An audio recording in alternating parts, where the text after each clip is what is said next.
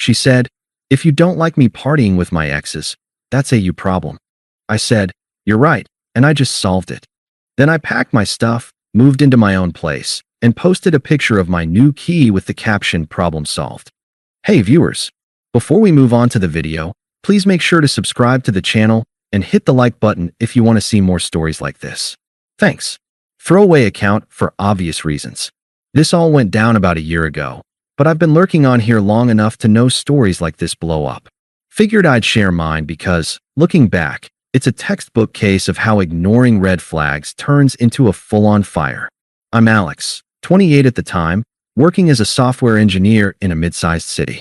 Decent job, stable life. Nothing flashy, but I was the guy who showed up. My girlfriend Sarah, 26, was in marketing for a small firm. We met through mutual friends 3 years earlier, and at first, it was solid. She was outgoing, fun, the kind of person who lit up a room. I was more low-key, happy to chill at home or grab dinner after a long day coding. But let's rewind a bit to set the stage. I was loyal to a fault. Sarah had this thing about living her best life, which translated to weekend parties, club hops, and what she called girls' nights out. I didn't mind at first. I trusted her, and hey, everyone needs space. But over time, those nights started including her exes. Not just one, but a rotating cast. There was Jake, her college fling who was always just a friend now, popping up in group photos with his arm around her. Then Mike, the high school sweetheart she'd run into at bars. She'd post stories online, all smiles and shots, tagging them like it was no big deal. I'd bring it up gently, not accusatory, just sharing how it made me feel uneasy. "Babe, it's weird seeing you out with exes all the time. Makes me feel like I'm not enough." Her response? Always the same deflection. "They're part of my social circle, Alex. If you're insecure about it, that's on you." Gaslighting 101, right? But I loved her, so I'd back off, convince myself I was overreacting. Flashback to one night. I had a big project deadline, stayed up late coding while she was out. She stumbled in at 3 a.m., reeking of booze and perfume that wasn't hers. "Had a blast with the crew," she said, crashing into bed without a kiss. The next morning, her phone buzzed with texts from Jake. "Last night was epic. Let's do it again soon."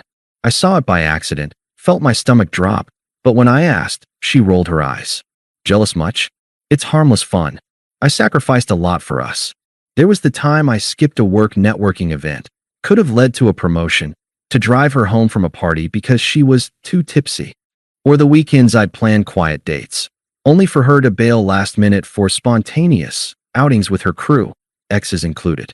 I'd wait up, alone, scrolling through her posts where she looked happier without me. It built this quiet resentment, but I never blew up. I thought commitment meant working through it. Meanwhile, she'd compare me subtly. "Jake's so adventurous. He's always up for anything." Or, "Mike knows how to party without getting all possessive." It chipped away at me, making me feel like a backup plan, the safe guy she settled for while chasing thrills. The emotional abandonment hit hardest. We'd have nights where I'd try to connect, cook dinner, suggest a movie, and she'd be glued to her phone, laughing at memes from her ex-group chats. "Why can't you just relax?" she'd say if I pointed it out. I started questioning myself. Was I too boring? Too committed? The confusion gnawed at me during long drives to work, staring at the road, wondering why my loyalty felt like a weakness. But I stayed, thinking things would balance out. Spoiler, they didn't. It all came to a head one Friday. I'd seen her latest post, a blurry club pic with Jake's face smushed against hers, captioned, "Old flames, new memories fired." My heart sank, but I waited until she got home. No yelling, just calm. "Sarah, this partying with exes thing, it's crossing lines for me. We need to talk about boundaries." She didn't even look up from her phone at first, then sighed dramatically. That sigh was the prelude to the storm. Sarah set her phone down, crossed her arms, and fixed me with this smug, pitying look, like I was a kid throwing a tantrum. We were in our living room, the one I'd furnished mostly with my stuff because she was always too busy to shop. The TV was on mute in the background, some reality show she'd been binging, which felt ironically fitting. "Alex, seriously? Again with this?" she started, her tone dripping with exasperation. "If you don't like me partying with my exes, that's a you problem. They're my friends. Have been for years. Jake and I dated ages ago, but we vibe on a platonic level now. Same with Mike. It's not like I'm cheating or anything. You're just insecure. I stood there, feeling the weight of all those ignored concerns crash down. But I kept my voice steady. It's not insecurity, Sarah. It's respect. Seeing you out with them, getting cozy in pics, ignoring how it affects me. That's emotional abandonment. I've supported your fun, but it feels like you're comparing me to them constantly, like I'm the boring option. She laughed then, a sharp, dismissive bark that stung more than any shout. Comparing? Please. You're stable, Alex, and that's great. But yeah, sometimes I need excitement. Jake's spontaneous. He drags me out dancing till dawn. Mike's hilarious. Always has the best stories. You? You're home by 10, coding, or whatever. If you can't handle me having a life outside of us, that's twisted logic. Relationships aren't about controlling who I hang with. I nodded slowly, processing her words. No begging, no outburst, just clarity hitting me like a cold wave. You know what? You're right. It is a me problem. Her eyebrows shot up, surprised I wasn't fighting back. Exactly. So work on it.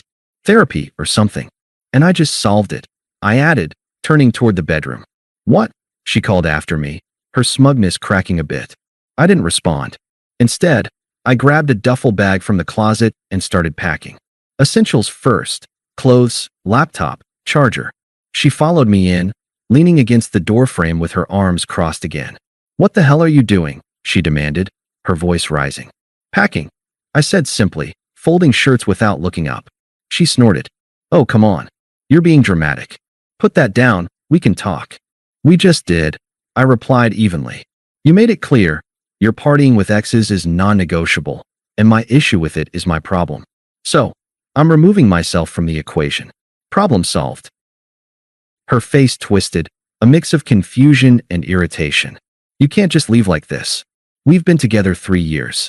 What about the apartment? Our friends?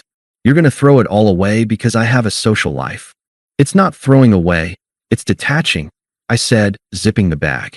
You've been emotionally checking out for months, Sarah. The comparisons, the late nights, the dismissals. I've been loyal, committed, but I'm not a backup while you chase excitement with your exes. You want freedom? Have it. She stepped closer, her smug mask slipping into something more manipulative. Fine, go then. But you'll regret it. You'll be alone, boring as ever, while I'm out living. And don't think our friends will side with you. They know how jealous you are. This is all your twisted insecurity talking. I slung the bag over my shoulder, grabbed my keys. Maybe, but at least it'll be my life, on my terms. She followed me to the door, still justifying. You're making a huge mistake. Jake and Mike are just fun, nothing more. If you trusted me, this wouldn't be an issue. Your logic's flawed, Alex. Relationships require compromise, and you're not compromising. I paused at the threshold, meeting her eyes one last time. Compromise goes both ways. I've done my share.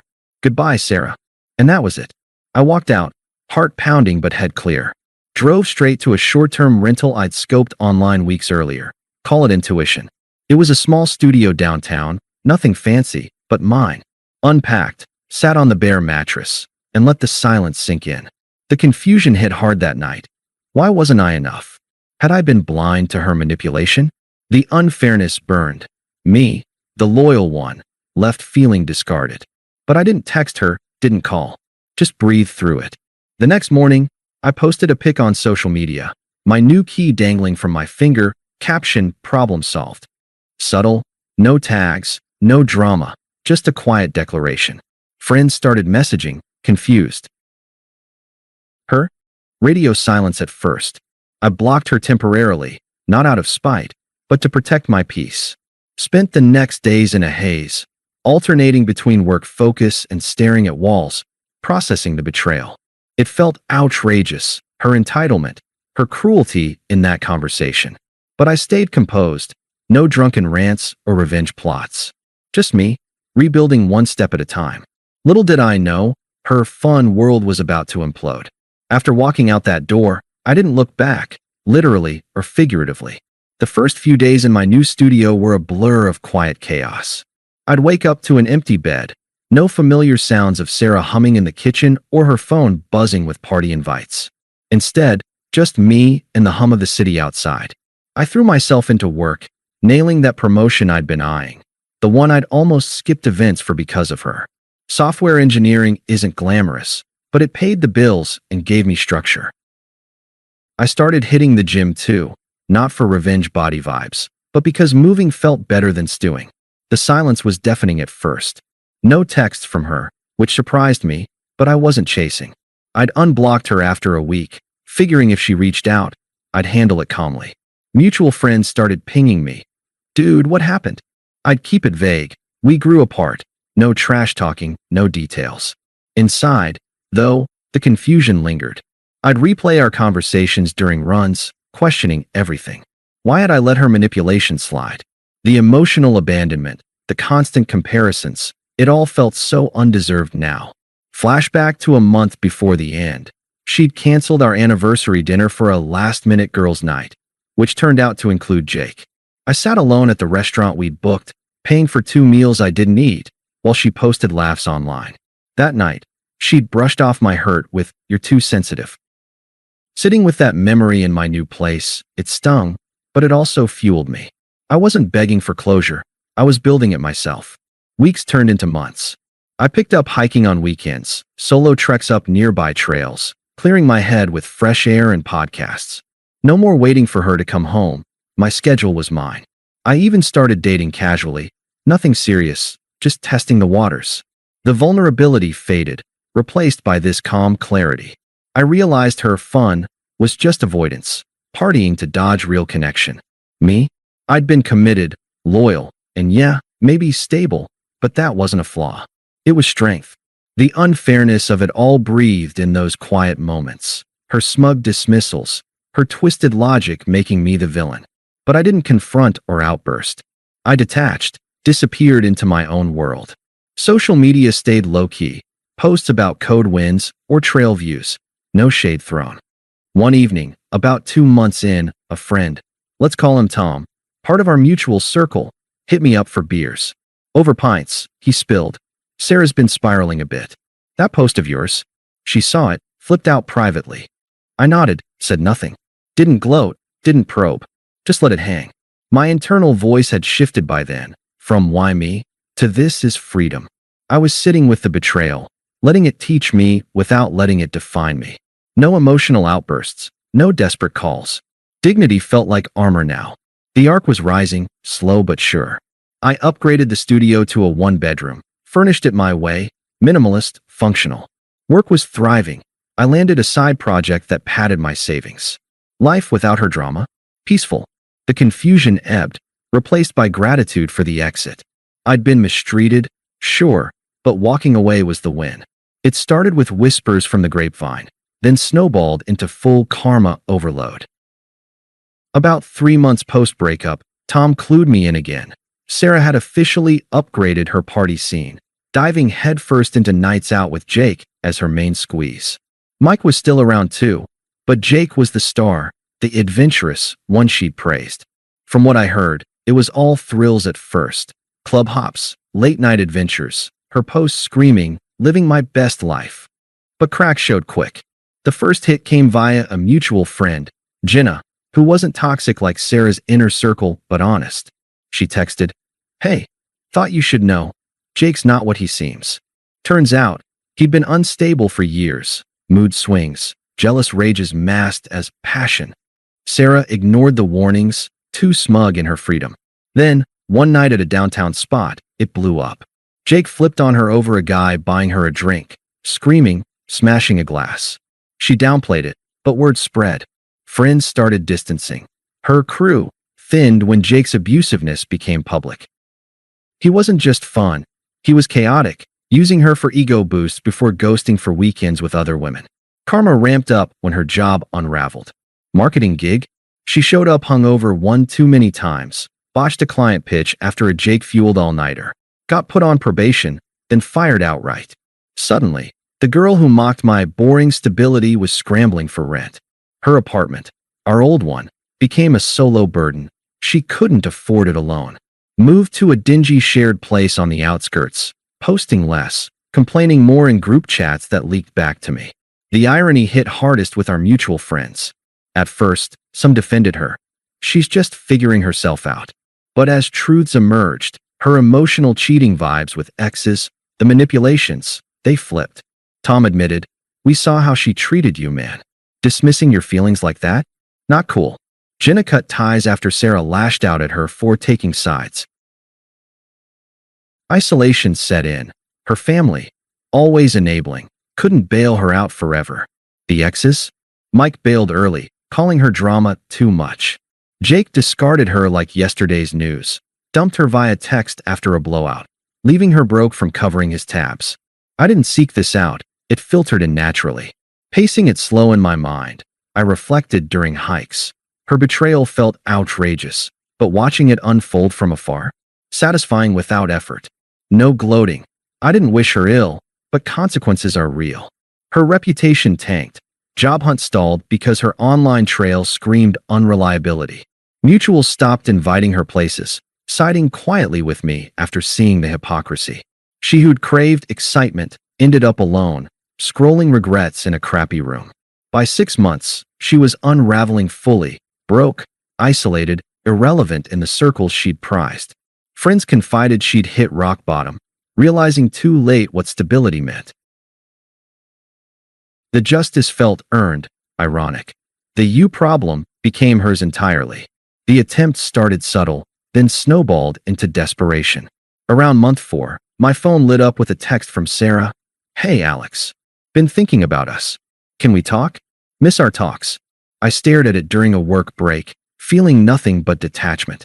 Replied short, "No need. We're done." Blocked again? Nah, but I kept responses minimal. A week later, call attempt. I let it ring, then a voicemail. "Alex, pick up. I know I messed up, but that partying stuff? It was just fun, nothing serious. Jake was a mistake. He's unstable, treated me like crap. You were always so steady. Let's grab coffee, hash it out." Her voice cracked a bit, excuses flowing. I didn't call back. Escalation hit with her crew. First, her sister, Lisa, toxic enabler extraordinaire, messaged, "You're being childish, Alex. Sarah's hurting. She needs closure. Be a man and talk to her." Unpleasant guilt trip, implying I owed her. Then, a group chat ambush from 2 mutuals she'd roped in. "Come on, dude. She's sorry. Exes were platonic. Your jealousy blew it up." I exited the chat. No reply. By month 5, desperation peaked. She showed up at my new building, must have gotten the address from someone. Buzzed the intercom. "Alex, it's me. Please, let me up. I need to see you." I didn't buzz her in, but spoke through. "Sarah, go home. This is over." That's when anger surfaced, her true colors blazing. Another voicemail storm. "How dare you ignore me? After everything? You packed and left like a coward. Jake dumped me. Job's gone. Happy now? You're heartless, Alex. I thought you cared." Raging hypocrisy, blaming me for her fallout, twisting it like my detachment caused her mess. Friends and family piled on, unpleasant as hell. Lisa called. Family's worried. Sarah's depressed, isolating. Your fault for ghosting. She deserves a second chance. Exes meant nothing. A friend, pressured by her, texted, "Bro, she's unraveling. Talk to her before it's worse." I stayed firm, replying once. Her choices, her consequences. Respect my space. The final encounter sealed it. At Tom's birthday bash, month 7.